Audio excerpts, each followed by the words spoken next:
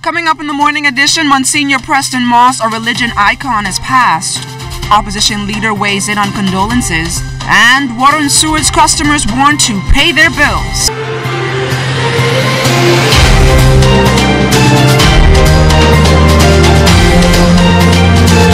Every morning starts a new page in your story. Good morning, everyone. I'm LaDawn Davis. Welcome to the morning edition. Thank you so much for waking up with us. Chief Meteorologist Basil Dean is standing by to tell you how to shape your day weather-wise. Good morning, Basil. Good morning, LaDawn. We do have a weak frontal system that's approaching the area. How it will impact us, we'll stay tuned. All the details coming up later in the newscast. But satellite pictures showing some clouds just ahead of that front will trigger 1 or 2 passing showers during the course of the morning and afternoon today. But this is the front all the way over northern Florida. That will continue to sink towards the south and east later on this evening. Outside of our studios, we have a few clouds, your temperature around 70 degrees, relative humidity very rich at 93%, calm winds, barometric pressure 1,019.4 millibars, that's 30.10 inches, and it is steady. Temperatures around the islands this morning, 69 degrees in Marsh Harbor, Abaco, Green, Tulkey, and Abaco as well. Freeport, 69 degrees, 70 in the Berry Islands and Allenstown, Bimini. In Harbor Island, 72 degrees. Roxanne, Eleuthera, 72. Allenstown, Cat Island at 74, 72 degrees. In Staniel Key, Kemp Space on Andros and Fresh Creek and Central Andros reporting 71. In San Salvador and Rum Key, 74 degrees there. Clarencetown, Long Island, Ragged Island, Crooked Island, 76. Betsy Bay, Mangona at 74. 74 in Acklands, Matthewtown, Inagua, 76. And the Turks and Caicos Islands, 76 degrees. Your boating forecast for today in the northwestern islands, light and variable winds, very flat sea conditions. High tide will take place at 11:23 this morning, low tide at 5:35 this afternoon. And for the central and southeastern islands, a easterly flow, 10 to 15 knots, wave heights 2 to 4 feet. That's going to do it for your first look at weather the morning edition. Stay tuned. Your forecast for today and tonight is still ahead. Thanks a lot, Basil. And on this, the second day of the week, Vaughn Albury is out there standing by with a traffic report. The traffic report is sponsored by Bahamas First. First in insurance. Today, tomorrow. Yes, LaDawn, we are here on East Bay Street. The drone shot you're seeing is a shot of East Shirley Street leading onto Church Street, leading onto the Paradise Island Bridge. That's where thousands of Bahamians are employed, making their way to the Atlantis Resort. But back here on Bay Street, East Bay Street, you can see if my cameraman Lyndon Smith can take a shot as traffic continues east along Bay Street. This road here, it's not as smooth as it was. Where the old Paradise Island Bridge is, that's now a smooth ride. But continuing east, the gravel has been scraped off in preparation for paving. But still there are a number of motorists who are speeding on by because the road is smooth west of where I'm at, but it's not as smooth coming here. With me, Sergeant Jerome Thompson of the Royal Bahamas Police Force. Can you tell us what happened traffic-wise overnight? We had about 12 accidents in the last 24 hours. We have an accident outstanding now where we have officers presently investigating at Ponciana Drive. Any injuries? We had 2 accidents with injuries in the last 24 hours. The persons were not hospitalized. Yes. Okay. So thankfully that's good news to hear. Again, motorists continue to drive with due care and attention. And since the time has changed, a lot of people are still leaving their home, are continuing to try to meet their obligations by getting the kids to school and getting ready for work. So a lot of people are leaving under the cover of darkness. Advice to motorists and pedestrians. Well, as you know, as of Sunday, the 10th of March, time has changed. Don't allow the daylight to fool you. You need to get out and get on the road so you can reach your destination in a reasonable time. Don't expect to get up late and come on the road and create your own lanes and break all the traffic laws, because you're going to run into problems. Well, and they talk about running into problems. Because we're standing in and motorists who are behind me coming west, they can see that something is happening. But before these lights went on, they were flying past here, even though the road is dug up. Well, the motorists, they need to take consideration for this part of the island where we have this road paving. And as you can see, there's a lot of road works going on throughout the island and also in the western province as well. So you need to take your time, make sure that your tires are in good shape, because this how they scrape the road, this is going to put a toll on your vehicle. There you go. Good news. Continue to check your tires. Thank you very much, Sergeant Jerome Thompson of the Royal Bahamas Police Force. When you're traveling along East Bay Street near Fowler Street, just beyond the Paradise Island Bridge, please drive with due care and attention. And the same goes for West Bay Street between Blake Road and the Tropical Gardens. A lot of road works, and please continue to call that number, 376-0969, if you notice any potholes. Back to you in the studio, LaDawn. Thanks a lot, Vaughn. Now on to our top story this morning. Thousands of Catholics and the wider Bahamian society reflecting on the legacy of community leader and spiritual giant Monsignor Preston Moss. Moss died Monday afternoon at his residence on Lakeview Drive after a long illness. He was 79 years old. Monsignor Preston Moss was the first Bahamian to hold the post of Vicar General of the Catholic Diocese of Nassau. After hearing the news of his passing, Catholics who gathered at Loyola Hall on Gladstone Road for their annual Lenten mission shared fond memories with ZNS News. Archbishop of the Catholic Diocese of Nassau, the Most Reverend Patrick Pinder, says Moss made a significant impact on the Archdiocese. He certainly was one of those larger-than-life figures in terms of his role as a minister of religion in this community. He endeared many to himself, certainly by his very, very engaging preaching style, but also he had a very, very tender and effective pastoral reach, which touched lots of lives, both within the Catholic community and far beyond it, and not only in this country, but even beyond this country as well. We gathered tonight for the start of our Lenten mission. And the Lenten mission itself, which has been something we've been doing now for decades, is something that he, during his days as Vicar General with Archbishop Burke, introduced. And I might add that he served as Vicar General, which is the second highest ranking person in the Archdiocese. He served 3 bishops in that capacity. Bishop Paul Leonard Haggerty, first of all, and then my immediate predecessor, Bishop Lawrence Burke, and finally myself as well. And he was the first Bahamian to hold that position. Certainly, it is a sad moment for us, but on the other hand, I think it is important for us to appreciate that we are really witnessing the conclusion of a life extremely well lived. Constance Joseph, who knew Monsignor Moss for decades, said Monsignor Preston Moss's impact was... I knew Monsignor Moss even before he became a Catholic. We were teenagers together. As a matter of fact, he's only 2 days older than I am. So I've known him all my life. He has been a tremendous influence on so many people. I know that for a fact because he has influenced my family and myself very strongly. Philip Brave Davis, leader of the official opposition Progressive Liberal Party, in an official statement on the passing of Monsignor Preston Moss, said the Roman Catholic priest has faithfully pastored over his spiritual flock for many decades with a sense of humility, kindness, compassion, and concern. The statement said his wise counsel, community outreach, and evangelism have left an indelible impact on the moral and social fabric of our country and its people well beyond the Fox Hill community. The opposition leader noted that Monsignor Moss has been a source of support to those in need and encouragement to those in despair, and that over the past 6 decades, his life was one of service. Mr. Davis, on behalf of the Progressive Liberal Party, offered his sincere and heartfelt sympathies to Monsignor Moss's family, Archbishop Patrick Pinder, and the entire clergy on the loss of a great priest, son, brother, and a friend to all he came in contact with.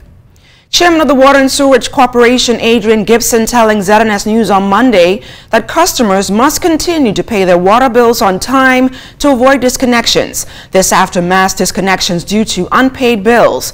Gibson says it is disheartening to see that the company is owed some $45 million over the years by customers who simply refuse to fulfill their obligations.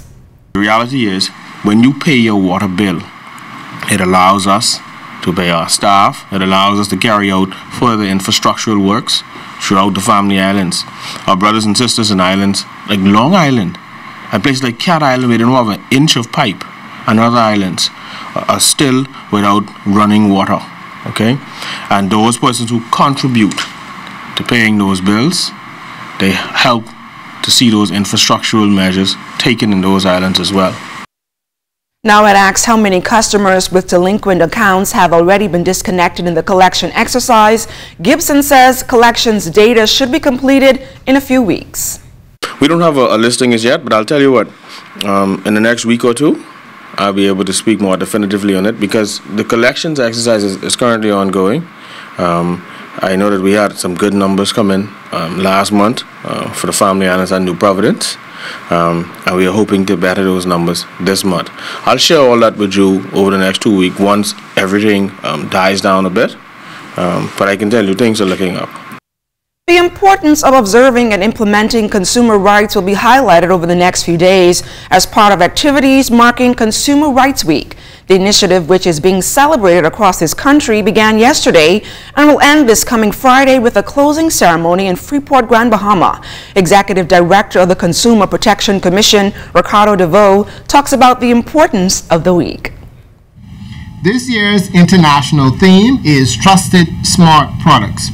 From smartphones and meters to wearable fitness trackers, voice-activated assistants, smart TVs, and smart security systems, apps usage, and privacy, many of the products we use are increasingly becoming connected by default.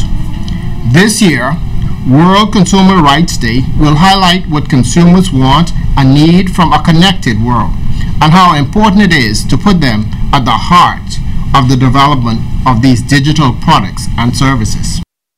A team from the Commission will visit various junior and senior high schools to make presentations to students in business and commerce classes on consumer education awareness and smart products.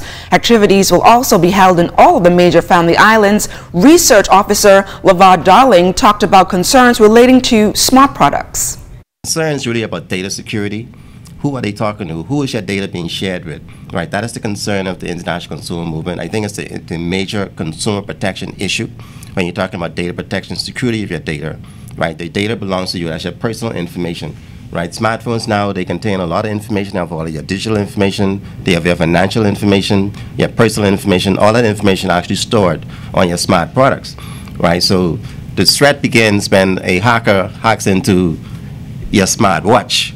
Right, because it doesn't have the security mechanism of your smartphone, but because that watch is connected to the other connected items in your home, it presents a possible security breach or security threat. And coming up after the break, we are going to check out activities marking Commonwealth Day. That and more when the morning edition continues.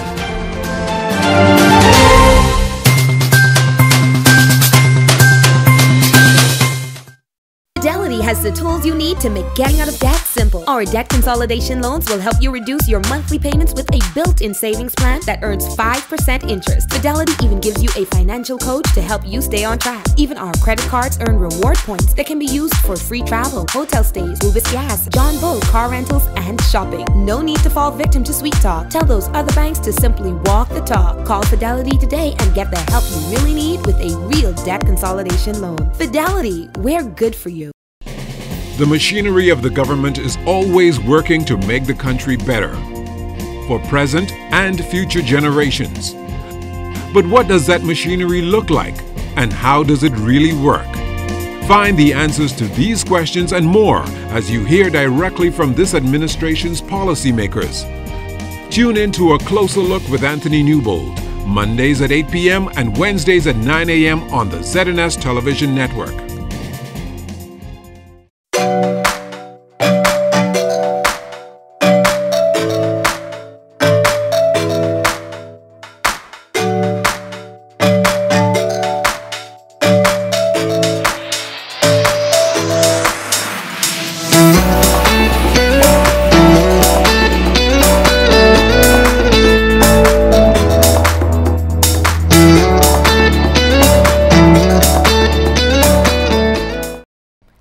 Have you heard? ZNS is everywhere you are when you download the new ZNS app.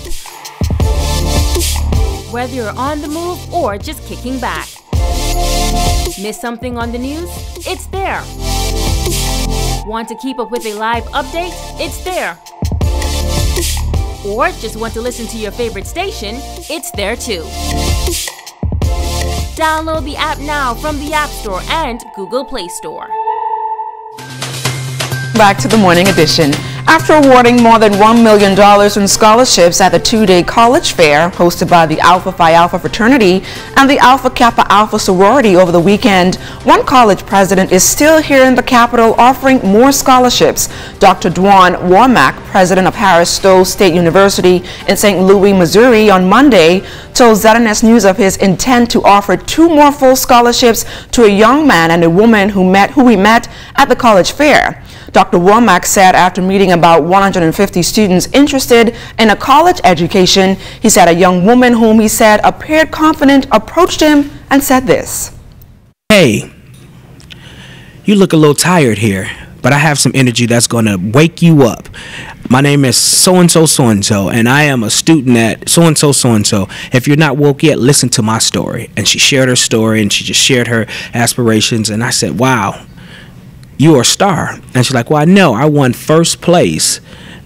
I don't want to give too much of her story without identifying her. Well, you guys have a huge accounting challenge here. She won first place in this country in that accounting challenge. And she said, I will be an asset to your institution, and this is what I can bring. So I shot a note to my staff about her test score requirements, and they said, well, Doc, she doesn't meet that threshold. The 41-year-old college president, who was raised by a single mother in the Detroit project, said this young Bahamian's determination did not end there. So she emailed me this morning, and once again with her transcript, all of her certificates, and so we're going to fly her in, first time we've ever done this for an international student, on March 29th to our institution on our dime, fly her to our campus as part of our senior accept day for all of our top students across the United States. We're going to pay for her to come to our campus, we're going to put her up in a hotel and to get exposure to our institution, and then we'll offer a full ride scholarship to attend Harris Stowe State University as well. And those scholarships value over probably around about $100,000 over a 4-year span, and she deserves it, and I think she will be a valuable asset to come to our amazing institution. The King Dawn National Parkinson's Foundation is a nonprofit organization committed to raising awareness and provide support for those who suffer from the debilitating disease. Here with me in studio is Mavis Darling-Hill, founder of the organization. Mavis, welcome to the Morning Edition. Thank you. So Mavis, give us a little bit of background of the organization. When did it actually start? Okay, King Dawn National Parkinson Foundation was instituted on the 20th of April 2000. And it was a situation that my family and a circle of friends felt that we needed to operate an organization to sensitize and educate the Bahamian people regarding this debilitating condition. Talk to me a little bit about your fundraising initiative. Okay, so on April 6th is going to be our primary fundraiser, which is a gala ball. It will be held at the Malia Nassau Beach Resort, Cable Beach, and we are so excited about it because this is going to be our 19th year celebrating Parkinson's Awareness Month and also celebrating persons who are stricken with the disease. We feel strongly so that once the Bahamians understand Parkinson's disease, they would be able to better encourage their loved ones and Bahamian people regarding the disease. And Mavis, talk to me a little bit about some of the features at this year's ball. Okay, we plan to have, well, we are not bringing in an international artist or anything. We're looking at just looking at Visage coming in, and they have promised that they're going to do a fantastic job exciting the crowd with their wonderful music. And so we have them. We have a wonderful 4-course meal prepared by renowned chefs, and of course plenty prizes and surprises. And where will the proceeds from the ball go to? Okay, we intend to continue our assistance to persons with Parkinson's disease, and of course continue with the operation sensitizing and educating the Bahamian people regarding Parkinson's disease. Mavis Darling-Hill, thank you so much for joining us here on the Morning Edition, and best of luck to you on your ball. Thank you. A Connected Commonwealth is the theme for this year's Commonwealth Day, an association of former colonies of Britain. The Bahamas Scout Association leading the way for the Fly a Flag ceremony marking Commonwealth Day at the H.O. Nash Junior High School on Monday morning. The Governor General delivering a message to the Commonwealth. Jimnita Swain reports. Fly a Flag for the Commonwealth, an annual event unfolded Monday at the H.O. Nash Junior School for Commonwealth Day 2019. The theme, A Connected Commonwealth. The Scout Association of the Bahamas led students in the flag procession for the Flags of Nations. The Queen's representative, the Most Honorable Dame Margaret Pinling, delivered the message from the Commonwealth Secretary General. By working together in practical ways in local communities and by interacting and cooperating across national boundaries, we build and sustain a more strongly connected Commonwealth that is mutually respectful, resilient, peaceful and prosperous, and that cherishes equality of opportunity and inclusiveness. As we mark the 70th anniversary of the 1949 London Declaration, which brought into being the Commonwealth we know today, a family of nations freely cooperating in the pursuit of peace, liberty and progress. Students participated in the ceremony in song and dance and were also treated to the musical delights of the Royal Bahamas Defense Force Band. The Education Director, Marcellus Taylor, summarized that we all make up a part of a family and the Commonwealth is no different. He shared some of its attributes with students. And of those 50 countries, some are very big in size, like Canada and Australia, and some are very large in population, like India, which has over 1 billion citizens, and Nigeria, and Pakistan. And then some are small in terms of population size, even smaller than the Bahamas. You have some countries in the Commonwealth with less than 50,000 citizens in the country. We have 400,000. The Commonwealth flag hoisted by the Scouts will be flown for 24 hours. The National President of the Boys Brigade, Jamiko Ford, delivered the Commonwealth charge. We raise this flag as a symbol of the ties of kinship and affinity that we cherish. We draw inspiration from our diversity and the opportunities for working together as a rich source of wisdom and a powerful influence for good in the world.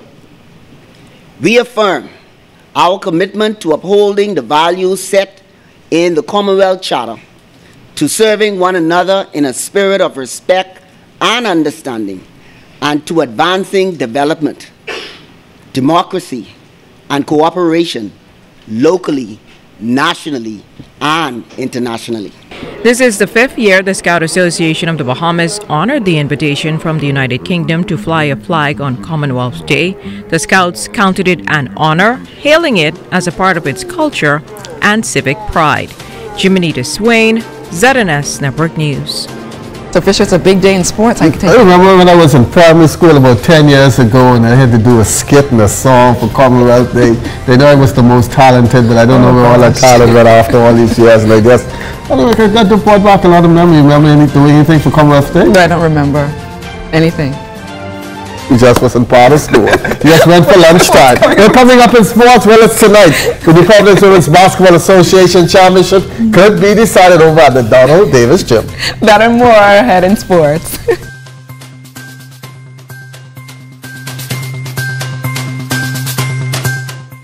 Tourism today.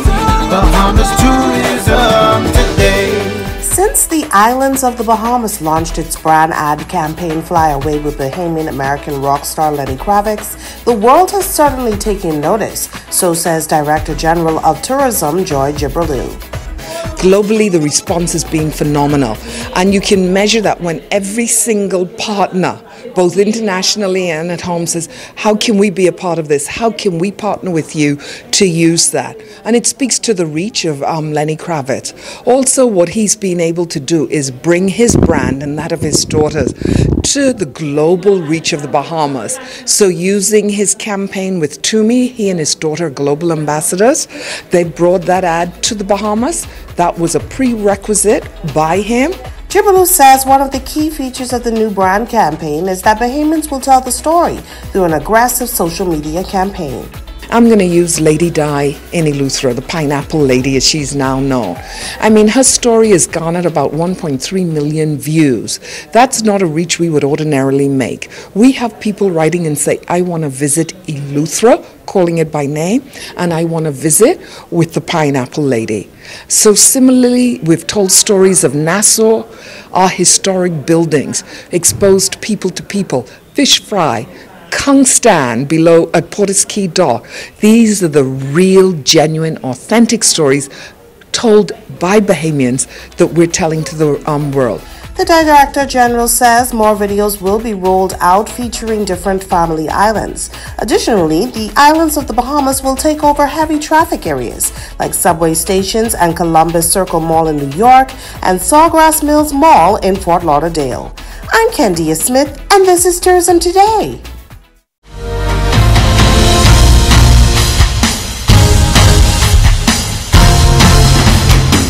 Morning once again. The New Providence Women's Basketball Association Championship Series resumed this evening, Donald Davis Gym, and it will be a real gut test for the young Foxy's Angels as they try to stay alive in this best-of-5 affair. Stretched this series with the veteran Bees Trucking. Bees Trucking won Game 1. Angels came back to take Game 2. Bees stung to a Game 3 win, and the Angels hoping things fall apart and they can win Game 4 tonight and force a decisive Game 5. Both teams know each will be coming out to play, and it won't be easy. I know we can't lay down. We can't expect to just come out here and play a game of basketball and expect for them to lay down and let us win the game. We have to come out here, work hard, play smart basketball. We have to get stops on the defensive end and limit our turnovers. They're a good fourth quarter team, so I know that we have to get stops and just have to come out here and play, put the ball in the basket. We just have to stay composed and work together. Plan to come out and play as a team, you know. Nothing is too hard for God. We just have to trust in God. This is just a testing point. We have to keep pushing, have faith in Him, and just play as a team, work together, execute on defense, and our offense will come. In the Providence Basketball Association decisive Game 3 playoff action last night at the FRLE, Jim Kemsley, Sylvester Lilbness for a game high 29, got contribution from Rashad Sturp and Justin Smith, each with 15, and Anton Bevins 13 as UB Mingo stayed alive and moved on to the semifinals with a 92-82 win over the JD Seafood Sharkers, who got 23 from Adam Johnson and 12 from Franco Bethel. The Mingos now match up with the Commonwealth Bank Giants in the next round. Former CC Sweden Cobra Jaden Smith, now balling in high school in Canada for Sal Harley Sabres, playing in the British Columbia High School Boys AA Provincial Championship Tournament on the weekend, was named the top defensive player. In one game, he pulled down 30 rebounds, just 2 of the all-time record, also at 10 points and 6 blocks in that same game. He's making some waves over there in Canada. And that's going to do it for your Tuesday morning Sports Check. I'm Charles Fisher. Have a blessed day.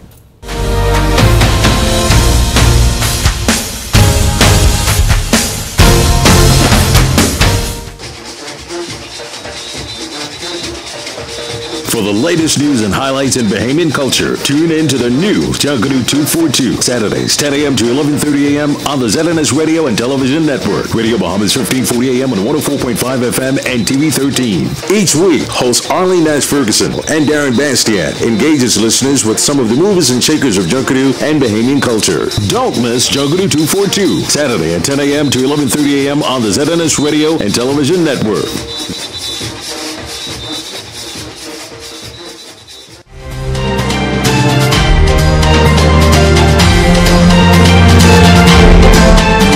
In our final look at weather, we have some clouds floating into the north, and that's going to provide 1 or 2 passing showers over the extreme northwest Bahamas, and that's ahead of a weak cold front which will move into the northwest Bahamas during the evening, and by late night, early morning on Wednesday, we expect that to push into the New Providence area. That will bring with it some shower activity, and on Thursday that will continue to push towards the south and east, leaving a slight cool down over the next several days, as you will see in our 7-day forecast in a minute. Today we're going in for partly sunny and warm conditions, a chance of a brief passing shower, high temperature getting up to 84 degrees, and tonight we're looking at partly cloudy conditions, but by late night, early morning, those shower activity will start increasing as that frontal boundary gets a little closer, your low temperature getting down to 71 degrees. And your extended weather forecast over the next several days, showers carrying over into Wednesday morning and early afternoon. Things drying out in the evening as that front continues to push towards the southeast. And by Thursday, we'll see lots of sunshine in our forecast, carrying us through the weekend and into the early part of next week. LaDawn? Thanks a lot, Basil. That's it for us this morning. But before we go, let's wish photographer Derek Smith Sr. a very special happy birthday. Derek, we hope you have a fantastic day, and we want the cake delivery. I'm LaDawn Davis. Make sure to join us tomorrow at 7 a.m. Have a great day, everyone.